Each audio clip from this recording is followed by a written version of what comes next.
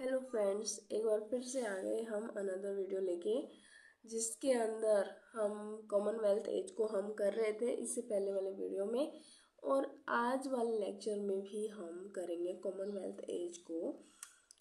Last वाला जो lecture था वो थोड़ा अधूरा था, इसलिए इस वाले लेक्चर को हम इसी के अंदर जितने भी राइटर्स हैं उनको करेंगे कंप्लीट।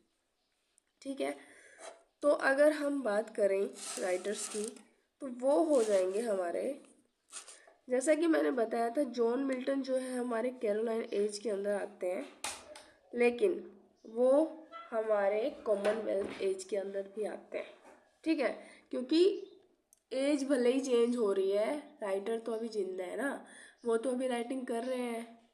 तो उसी के अकॉर्डिंग अगर हम बात करें तो हमारे जॉन मिल्टन ने लिखी थी पैराडाइज लॉस्ट। पैराडाइज का दूसरा सीक्वल भी आया था जिसको हम बोलते हैं पैराडाइज रीगेन।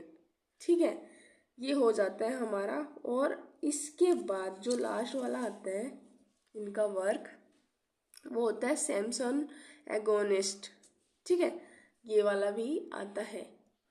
हाँ जी, तो अगर हम ये जॉन मिल्टन के बारे में देखें तो जॉन मिल्टन है ना, इस एज के और जो हमारी कैरोलाइन एज है, इन दोनों एज के सबसे प्रोमिनेंट फिगर है। हमें इसको बहुत ही अच्छे से देखना चाहिए, बहुत ही अच्छे से ध्यान, मतलब अलग से पढ़ना चाहिए जॉन मिल्टन को। तो जॉन मिल्टन के ऊपर मैंने लेक्चर दिया है, अगर आपने नहीं देखा तो आप जाके पहले वो लेक्चर देखिएगा। ठीक है, हाँ जी, गला थोड़ा सा खराब है, कोई बात नहीं।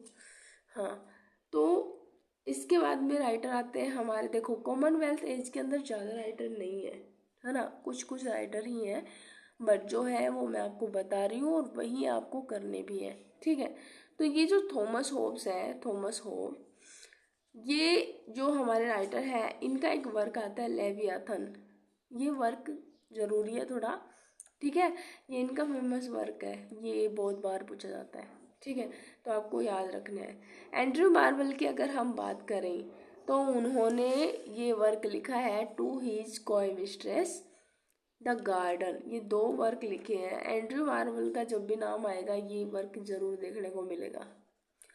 ठीक है, हाँ, एब्राहम कावली आ जाते हैं हमारे। एब्राहम कावली, वो जो है उनका वर्क आता है द मिस्ट्रेस।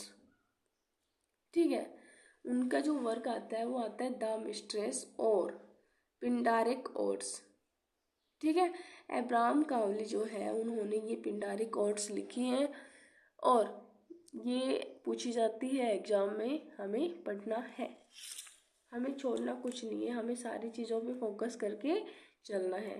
ठीक है, जेम्स हेरिंगटन की अगर हम बात करते हैं तो उन्होंने वर्क लिखा है द कॉमनवेल्थ ऑफ ओशियाना।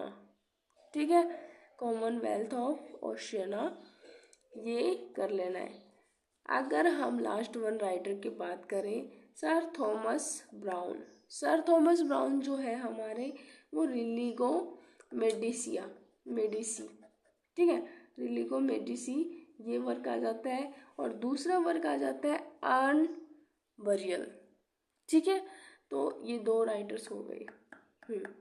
तो ये अच्छा है कि कॉमनवेल्थ एज में है हम और राइटर्स भी कम है और इससे ज़्यादा क्वेश्चंस भी नहीं आते।